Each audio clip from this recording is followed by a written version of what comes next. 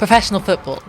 It's a world where women at the top of their game get paid less in a year than their male counterparts earn in a week. Whilst men in the Premier League make millions, the average salary in the Women's Super League is around £26,000 a year. Are the men's salaries obscene? Are the women underpaid? Or when it comes to the bottom line of the business of football, do the numbers actually add up? Charlton FC's very own Rachel Newborough tells us about life as a professional footballer, her views on the future of the game, and whether there's any hope for gender equality in football.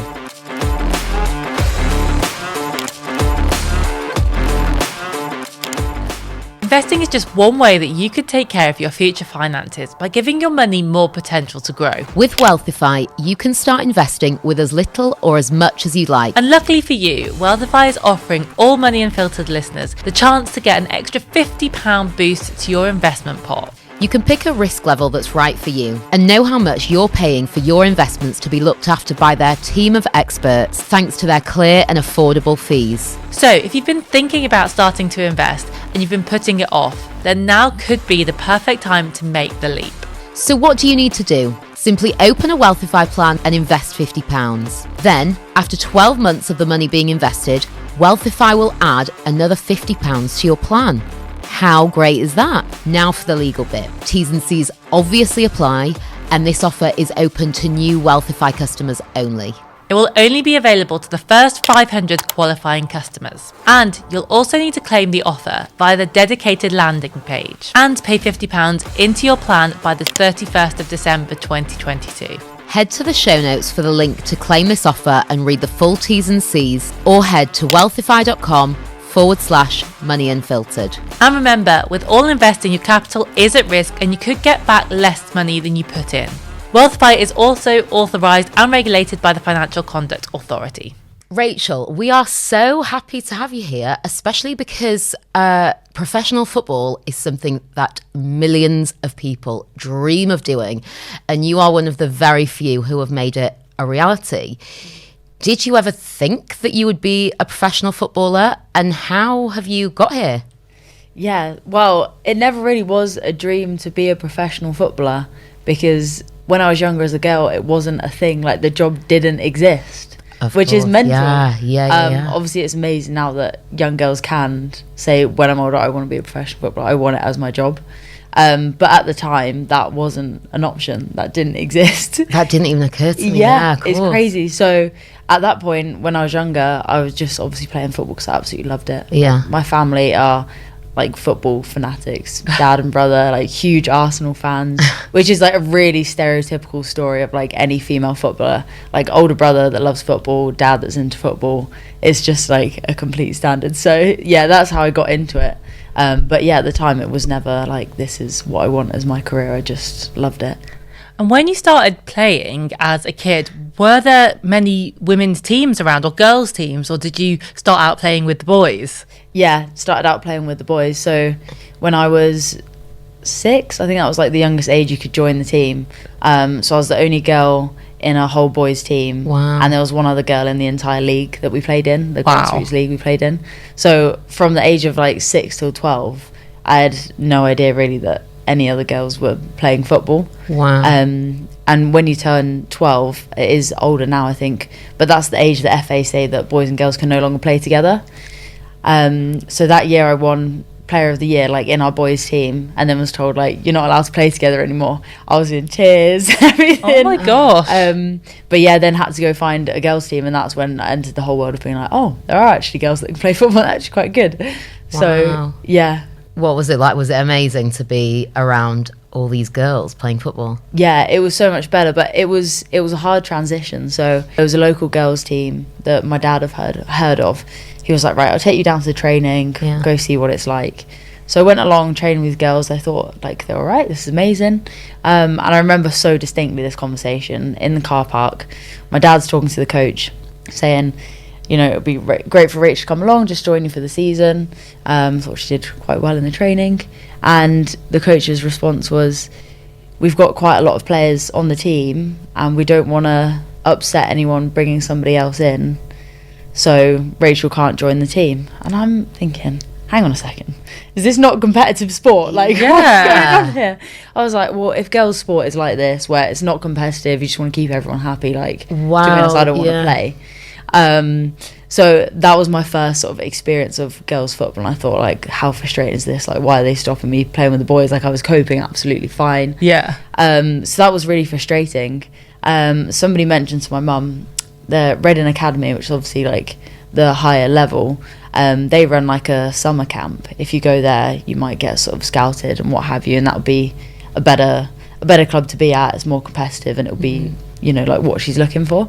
So I went on the summer camp, and yeah, straight away they said, we want you to come to a trial.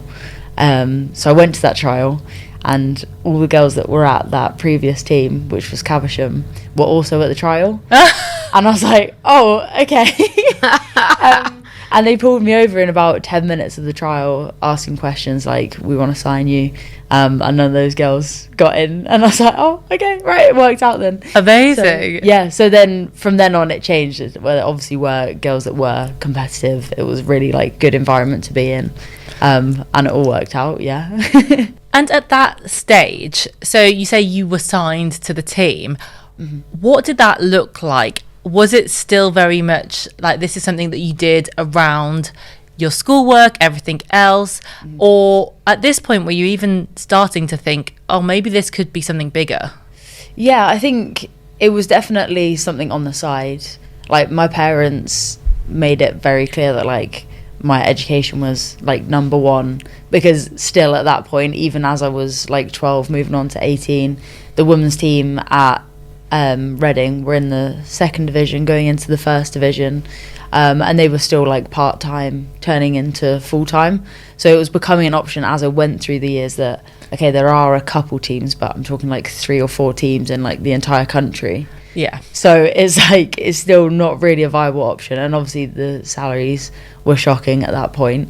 So for me, the whole way through, it was always just the thing that I loved. I did as much as I could when I could avoid doing everything else. At Reading, there was a sixth form academy called JMA, which is basically where you go and you can do A-levels or BTEC, whatever you want to do, and you can train a lot more. But my parents at the time were deciding, I was begging them, please let me leave my school, let me go to the college, I can play football more often. But one of my subjects, like I wanted to do maths in the A-level, and they didn't have a maths teacher. Everyone else on the team wanted to do BTEC sport, and the college was really good at that, but I couldn't convince my parents to do that. And to be honest, it was the right thing to do. Like, it was. I stayed at my current sixth form, would do like my A-level classes, and then I would like cycle down the hill like really quickly, like leave school early, and then go and train with the girls that were at the college doing the BTEC. So I kind of made it work anyway. But yeah, I've always had like my eye on both sides of it, like the education and football as well, just because women's football wasn't and still kind of isn't in the position where I feel like everybody can just focus on their football. Yeah. I mean, that sounds like a lot of a commitment though. And what was it that kept you getting up and doing those really long days? Was it just the love of the football? Yeah, the whole way through. Like, people always say that, and I think if you look at it black and white, it seems like such a huge commitment. Like, it's just non-stop. So like when you're at school doing A-levels and then playing football, your matches at the weekend, then going to university, and I was playing in the top division, the WSL, while I was at uni. Wow. So like trying to do that, then I would literally finish uni, drive an hour from Leeds down to Doncaster, train 8 till 10, drive back 10 to 11, and then still wanted to have fun and went out sometimes. Everyone else was already out. It was crazy. And then after that, then football was still part-time, and I had a job. So then I was working Monday, Friday, like 9 till 5. What were you doing? Training 4 nights a week and the weekends. God, that's mad. What were you doing? It's crazy. Your job? So I got a job that would be flexible in terms of like, sometimes we've got away games. I might have like a cup game on a Wednesday night where I can't be going in and stuff. So it was a connection through a friend. It was basically a sports coaching company. So they worked in like primary schools delivering PE and extracurricular, all that kind of stuff. And I basically came in because they had like 25 coaches and the founder, but they didn't have anybody working on like the business side of it.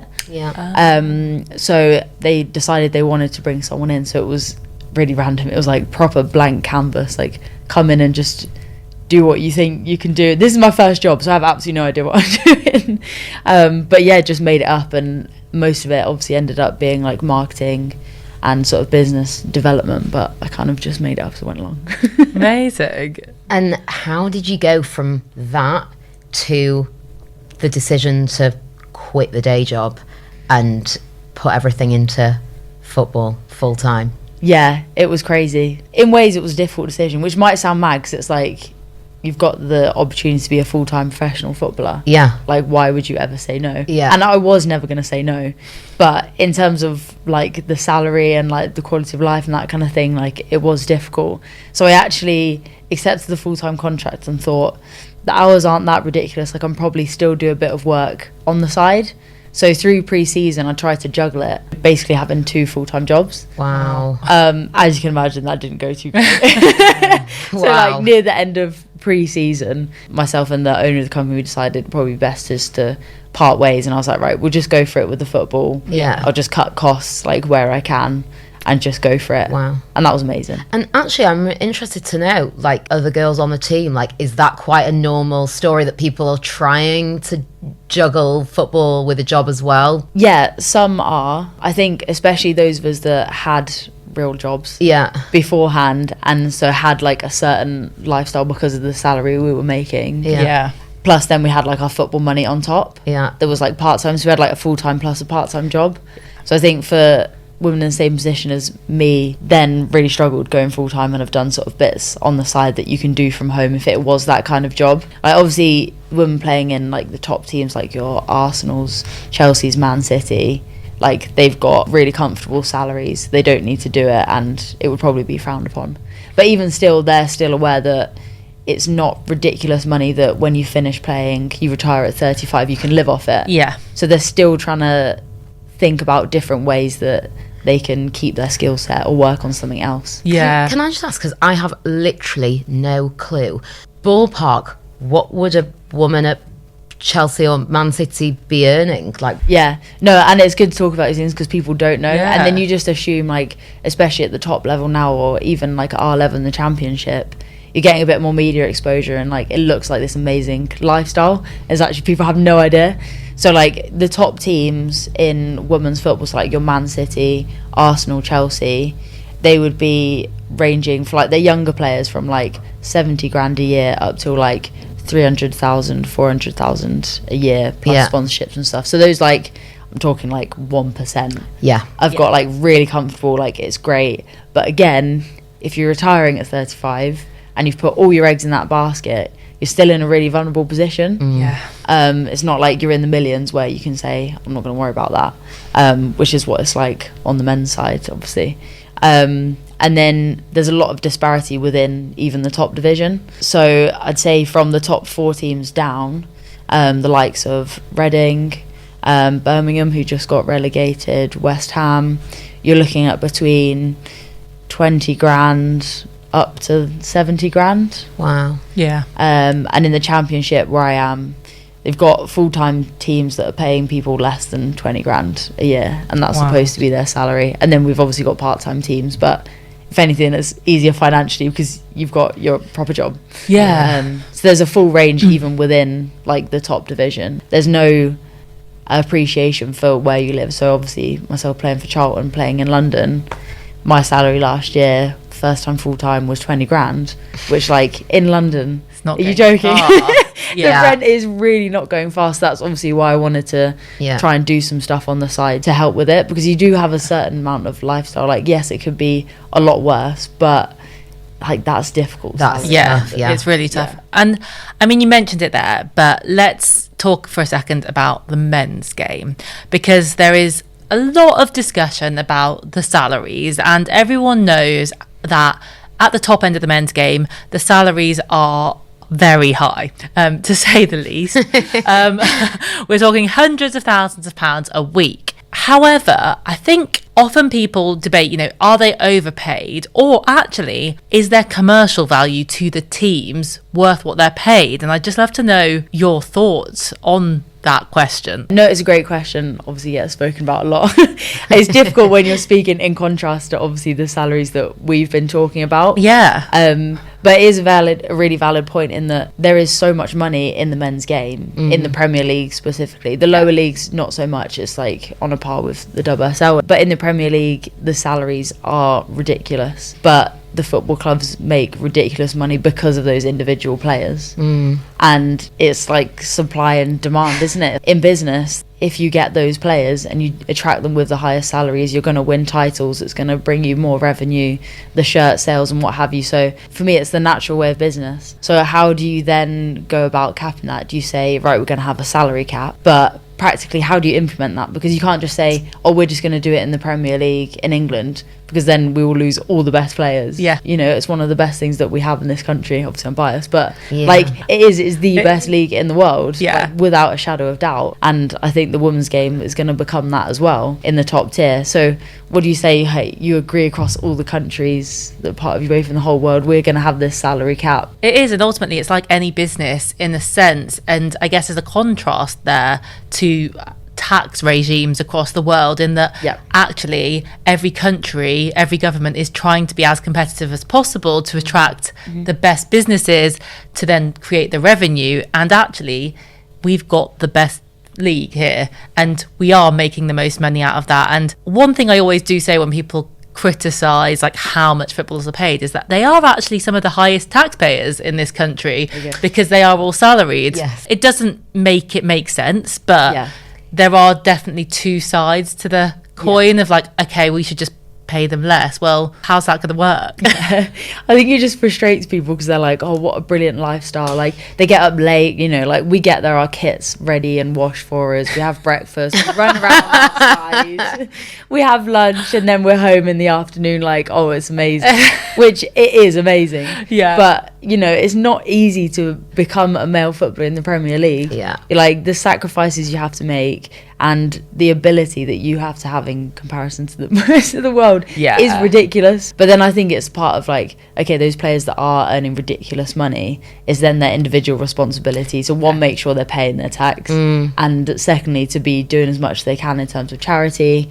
Those that come from different countries, like loads of them do so much brilliant work with charities. So there's that side of it. I feel like there is a big responsibility to use that money wisely. Obviously, the disparity is so huge. I mean, I know so little about football, so I had to Google some things. But I was shocked when I saw this year the FA Cup prize money for the men was 1.8 million. For the women, it was a mere 25,000. You know, they are improving things. Even just hearing your experience so far, it does sound like things are getting a lot better, but there is a huge gulf. Do you think in our lifetimes there's any prospect or possibility of gender equality in football? I'm really glad you brought up the FA like prize money. So my stance on the difference in pay between men's and women's football and how we start resolving it and whatnot, for me the key is, right, we're not bringing in as much revenue as the men's players. I can't turn around and be like, I deserve to be on like $1 million a year because the men are like, you can't say that. It's not how business works, right? Sure. But what you can do as the FA, as the governing body, is make sure that prize money is equal. If that means dropping the men's to raise the women's, then you have to do that. And the FA literally owe us. I don't know how much research you did into women's football, but before, during the war, there was literally like thousands of people watching women's football. Like there's pictures of it, thousands, like terraces watching women play football. And basically when men came back from the war, they then the FA banned women from playing football. Yes, I read about this. Why? Yeah, it's mental. The men came back, obviously started like were taking all the jobs back and what have you, and they didn't want women to be playing sport. It wasn't ladylike, so they banned women from playing football. I always think, oh my god, imagine if women's football, like it was a women's sport. Think where we would be now if you already had thousands of people watching. So in that sense, they do owe us. So I think that's like, for me, that's a non-negotiable. The prize money should be exactly the same. Other than money and, you know, investment as well, what else is important in terms of like increasing the revenue of the women's teams? I think for me, the marketing of the women's game, the way we do it has to change, and investment has to be put in it to see anything come back. We can't just keep playing women's football in like rubbish grounds, not telling anyone about it, and then expecting us to make more revenue when nobody even knows it exists, where it is, or knows how to get there. Yeah. It's ridiculous. Yeah. So like these big showcase games that a lot of the women's clubs have been doing when they play at the men's stadiums, they promote it like crazy. They've got the adverts on when like the men's games are on, everyone knows about it, and they're selling out these stadiums and creating huge amounts of revenue. And then they'll go back to the grounds that they play in that hold a fraction of the amount that stay there, and you know, they're not selling it out. United, for example, have got like 4,000 coming to a game, and then they'll go to Old Trafford and like basically sell it out. Because, and people are like, oh well, it's just a one-off and people will just come to that. I'm like, no, you've marketed it, everyone knows where it is, it's easily accessible in terms of transport, all this kind of stuff. For us at Charlton, for example, when we play at the men's game in the Valley, we get loads more fans because we like properly push it and promote it. It's right next to the train station, so everyone can get there. Whereas our home ground is in like Crayford in Dartford, even though we're a London team. This is the train station that I find mad. So I went to the women's North London derby recently as well, sold out the Emirates. It was so much fun, everyone was having such a good time, and I was talking to one of my friends who would never go to watch the men's game regardless of the fact that it's impossible to get tickets, just not interested. But she was saying, oh, I really want to watch more, but the home ground is miles away. And why is it that they are still being so slow at bringing women's games into the main men's stadiums? Is it because of capacity? Is it because of marketing? Is it because of the schedule? Because surely the demand seems to be there. Yeah, the demand is clearly there. Like, we've proven that now over and over again. Like, I don't think it needs justification anymore. It's twofold. I think one is the schedules. They're worried about too many like fixture changes when like the men's games change and what have you. The pitches, but they now have like the hybrid pitches, which like all the Premier League teams pretty much are, where it's basically the grass pitch, but they sew in some of like the artificial grass, so it basically holds up throughout the season a lot better. So then it's not an issue having men's and women's teams. Like a couple of the teams do it. So like Reading, for example, play all their home games at the men's. So some teams have bite the bullet and they've done it, but why other teams are being slow to do it, like the big clubs, I don't know. I think they're just, we won't sell it out week on week. Well, do it and see what happens. Give it a go at least. Exactly. The women's Euros this year, we saw, I think, in this country like a transformation in how people talked about and perceived the game and the interest. Alex Scott went viral for talking about the fact that she was done with begging sponsors for money for the women's games, which I loved. Do you think that we have actually turned a corner in terms of the money that is going into the game from sponsors particularly, or has it already seemed to be a bit of a one-off, saying what they think people wanted to hear and they're actually not going to carry through with the money? Yeah, what a hero Alex got. But yeah, it's so true. Like, we are done. Like, in women's football, we've like begged for everything.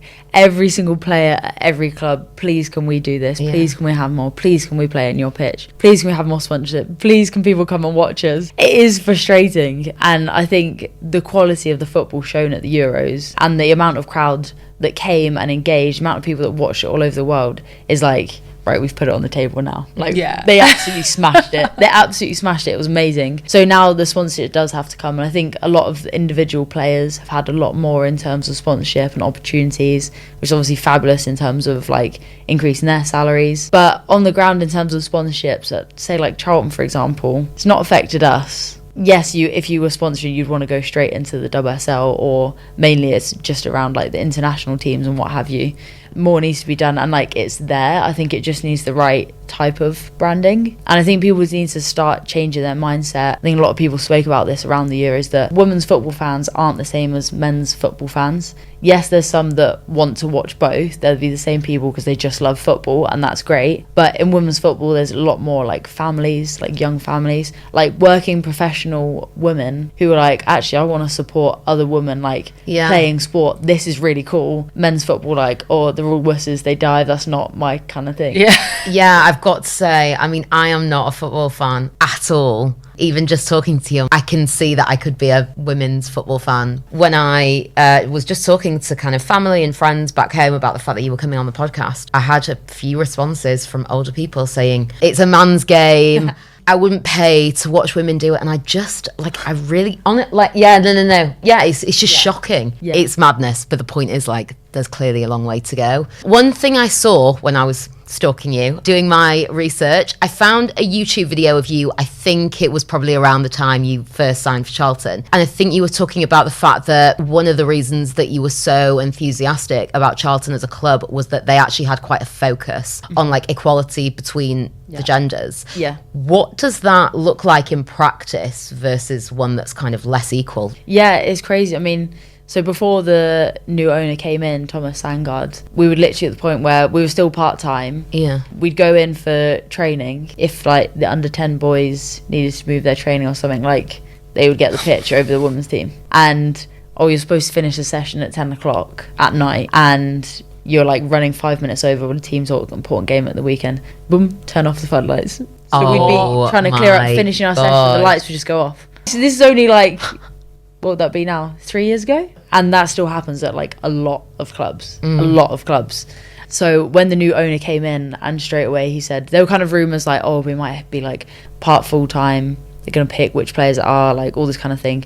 And he basically came in and he was like, no, I don't think it's right, like you should be full-time. And yeah, we just made the whole team full-time. Wow. There was this old part of the training ground that was like 2 football pitches and a building that used to be for like the men's academy that was just kind of left derelict. So in a summer they literally whipped that up, made it pretty much brand new, put the women's team in there. So we're like part of the training ground but have our own little area.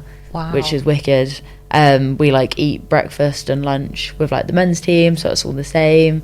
Like they wash our kit, everything. Like don't get me wrong, there's still like teething issues where you know, like the men do get precedent, but again it's that argument of they bring in loads more revenue than us. They do in a way have to be the priority. Like I hate saying that, but you've got to be realistic. Yeah, I think that's the thing that often people miss in this conversation, and I think it's so valuable that you're kind of sitting there from your position, being a footballer, but actually still being able to see how the business works of football. And I think that's what I find so fascinating about the whole world of football. Like I am quite a football fan. I just think the business of it's a whole ecosystem in and of itself. And I think in some sports there is a lot more parity, in the sense that like tennis, for example, like you said, the men's and the women's games sell the same amount of seats a lot of the time. So you'll sell out Wimbledon whether you're male or female. So you can't really justify the difference as easily, whereas there is actually a reason in some respects when it comes to football.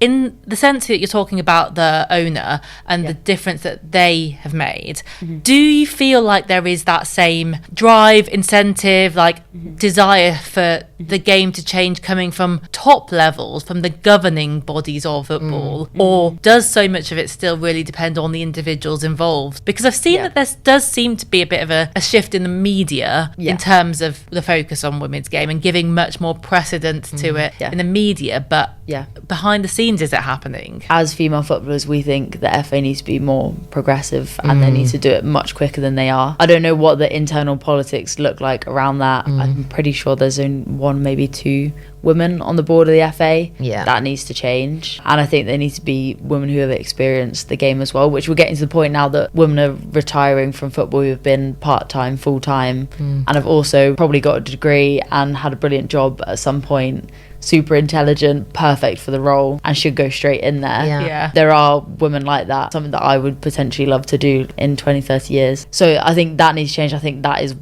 a huge problem, like the prize money that we spoke about. Maybe I'm missing something, but I don't understand like how that's not an easy decision that's just made and is sorted. The media has been loads better, as you indicated there, like in terms of the amount of matches that they're putting on in the WSL this year. But one of the big things that needs to change is that I'm hoping that the WSL gets bought out by Premier League. The WSL, the top women's league, is obviously run by the FA at the moment. The men's game was as well, and then got bought out by the Premier League, and that's when it was commercialised, and that's when it started making like crazy money. So I think that's like the key thing that will really make it take off. That makes sense, because then it's being run as a proper business, I guess. Exactly. Another question I wanted to ask, I mean, we've talked about doing football alongside other jobs and degrees, but you actually own your own business as well. Yeah. How has that come about? Yeah, basically in January I ruptured my ACL, which is like main ligament in your knee, and ACL is basically you wait about a month to have surgery, and then you're like starting again from like learning to walk again, run again, etc. And after that it's basically 9 months out until you return to play. And again, coming back obviously to the financial side, all of us last year were on 1-year contracts. So my injury was in January. I wasn't going to be back fit until literally a couple weeks now in November. So I was in the position where I had about 4 months left of my employment contract, as you were, and then unable to play football, unable to fulfill my job role. It'd be really difficult to get a new club. I didn't know if Charlton were going to or be in the position to look after me even though I was injured, which again is that reality check that because of the position women's football's in, it's not like the men's game where if you get injured, like if I was a man at Charlton and I got a long-term injury, and I was at the end of my contract, they'd be like, here's an extra year, we'll see you out, it'll be fine. But in the women's team, we don't have the resources. I know maybe I'm being too kind here, I don't know. Yeah. But I understand why they're like, we want to look after you, but we want to win the league here. We've only got a certain amount of contracts. What do we do? So, like, I get it. And they came round to it, and the manager proposed to the owner, and in the end, they did look after me and the other girl.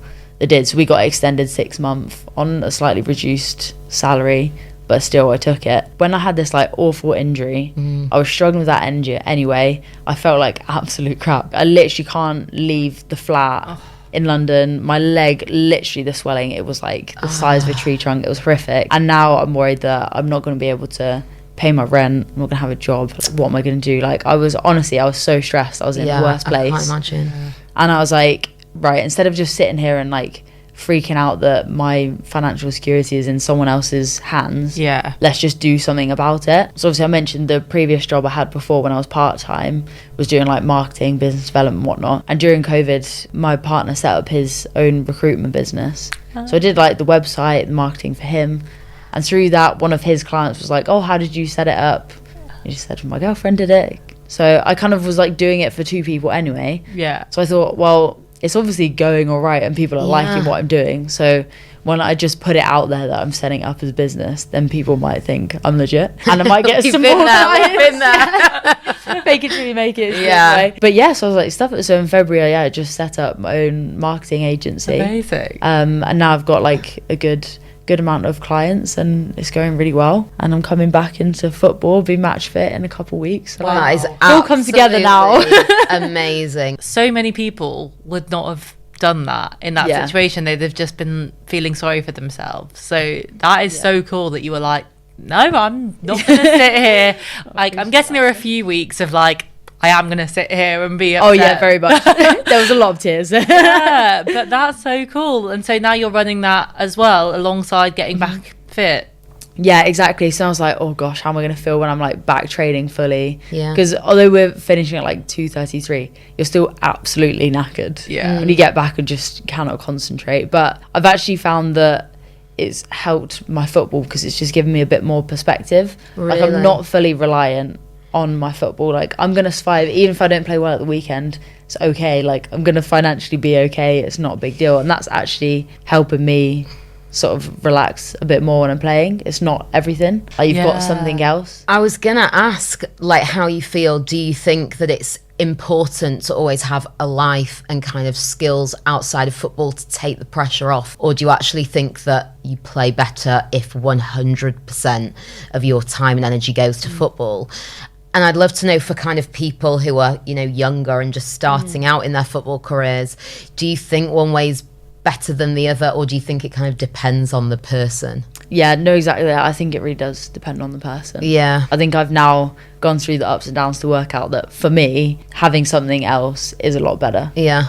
Like to distract me. I'm such a like forward planner as well. Like I don't want to be like, okay, I'm going to be retiring in 5 years. At some point I might want a kid. Like how's that going to work with football? Sure. All those kind of things. So I'd rather just know that I've got another thing there. I'm building something future and I don't need to stress. So that's worked better for me. And when I was part-time with football and had a full-time job, like that was fine. Like I was playing really well. Yeah. So I know it's not an issue for me, but then the argument obviously for women's football and pushing more teams towards being full-time is that with it being your only concern, that should make us all better. So it's kind of confusing, and I always said that when I was part-time. I was like, oh, if I was full-time I would be so much better. Yeah. And then went full-time, put all my eggs in one basket, and I'm like quite an intense character. Yeah. So when we went full-time, I was like going in early to train in the morning. Yeah. So we were doing like 2 pitch sessions and like a gym session, and like it was all just a bit too much. Whereas for some people, I think if they finished training and then had to go home and like think about doing a little bit of work, it would really stress them out. Yeah. And that would negatively impact their game. So I think, as you say, it just completely depends on the individual, but with one eye on it all the time in terms of like salaries. This injury, we now know how to treat it, but a slightly different injury and you're done. So if you put all your eggs in one basket, I'm 25 and then suddenly you can't play, what on earth are you going to do? For me, that's really stressful. 25? Yeah. Oh, you are so impressive. Oh my God, I'm so impressed. It is crazy though as well, because I think especially with how competitive it is in the men's game, I know we've kind of touched on this, but to get to being a Premier League footballer, the odds are so stacked against you. But it really does seem like it's so hard to not put everything into it to get to that level. But then what on earth happens when something goes wrong and when you get injured? It must just pull like your life as you've constructed it and as you've known it for like decades from underneath you.